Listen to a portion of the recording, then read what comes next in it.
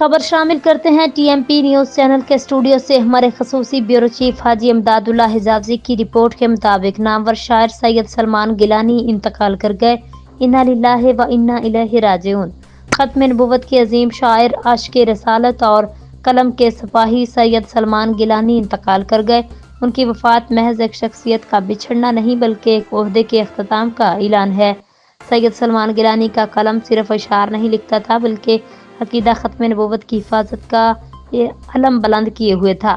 ان کی شاعری میں محبت رسول، غیرت ایمانی اور فکری پختگی جھلکتی تھی۔ ان کے کام نے نہ صرف دلوں کو گرمایا بلکہ نئی نسل کے ایمان کو بھی مضبوط کرنے میں بھی اہم کردار ادا کیا۔ ان کی جدائی ایک ایسا خلا چھوڑ گئی ہے جو پور نہیں کیا جا سکتا۔